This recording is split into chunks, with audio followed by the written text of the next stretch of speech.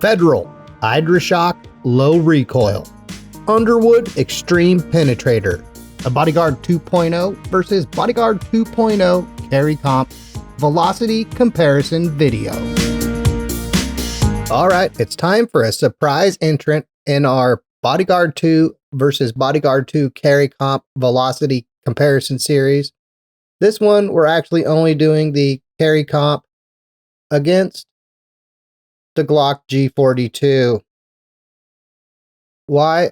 Well, I didn't have enough of one of our ammos to properly test all three firearms, so we're just doing two, and we want to see the difference today between the 3.1-inch ported barrel of our Bodyguard 2 carry comp versus the 3.25-inch barrel of our Glock G42. We may have chronographed this ammo earlier in the series, but I found a few boxes, so we're going to do it again. If we did, we'll compare it to the first time. Fedra Hydra-Shok Low Recoil. This has a 90 grain Hydra-Shok hollow point projectile. Advertised velocity on the box, 1,000 feet per second. Let's see numbers we get from our two firearms. I will do the Bodyguard 2 carry comp at our top left-hand target to start. Here we go.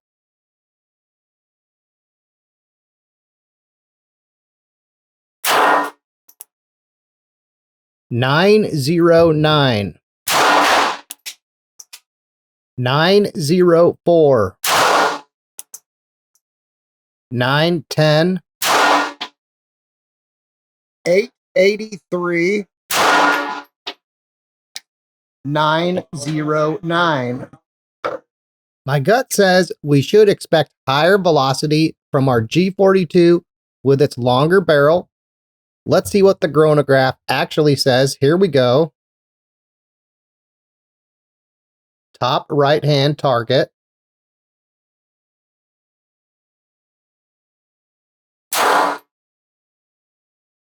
$893.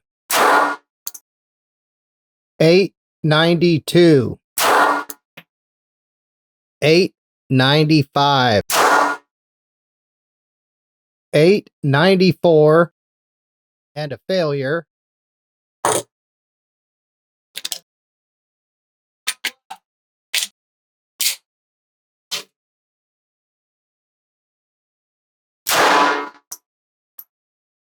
$874. Okay, this was unexpected. From our Bodyguard 2 with a slightly shorter barrel, 903 is the average. For our G42, 890. Interesting. Let's see if that trend continues with our second ammo here today. The final ammo in today's comparison is going to be Underwood. This is the Xtreme Penetrator that people were asking for after we did the Xtreme Defender earlier in the series. This has the 90 grain Xtreme Penetrator projectile by Lehigh Bullet. Advertised velocity is 1,100 feet per second. Let's see what numbers we get from our two firearms here today. We'll start again with the Bodyguard 2 at our bottom left target.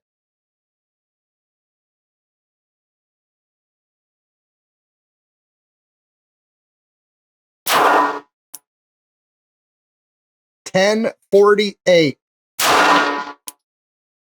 $10.59, $10.58, $10.65, $10.55, and finally 5 from our G42. Here we go.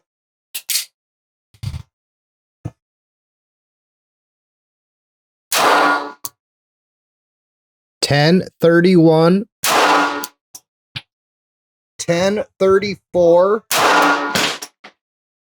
$10.31, $10.10, $10.28. Isn't that interesting? Again, we see Unexpectedly higher velocity from our Bodyguard 2 carry comp with a shorter ported barrel, average 1,057, compared to 1,027 for our G42. I certainly was not expecting that difference. Let us know in the comments if you were expecting to see lower velocity from our G42 with its longer barrel. Interesting. They must have some black magic built into the butt carry comp. No other explanation. Federal Hydra-Shok low recoil and 380 ACP has a 90 grain Hydra-Shok hollow point. The advertised velocity is 1,000 feet per second for 199.8 foot-pounds of energy. This is out of a 3 3/4 inch barrel. In local stores, it's priced around $29.99 for a 20 round box. Out of the 3 1/4 inch barrel of our G42, our average velocity was 890 feet per second for 158.3 foot-pounds of energy. Interestingly, out of the 3.1 inch barrel of our Bodyguard 2 carry comp, our average velocity was higher at 903 feet per second for 162.9 foot-pounds of energy. Underwood Xtreme Penetrator and 380 ACP has the 90 grain Xtreme Penetrator projectile. Advertised velocity is 1,000 feet per second for 241.8 foot-pounds of energy. That's out of an unknown barrel length. This isn't sold in local stores, at least in my area, but it is found on the inner tubes for around $38.99 for a 20 round box. Out of the 3 1/4 inch barrel of our G42, our average velocity was 1,027 feet per second for 210.7 foot-pounds of energy.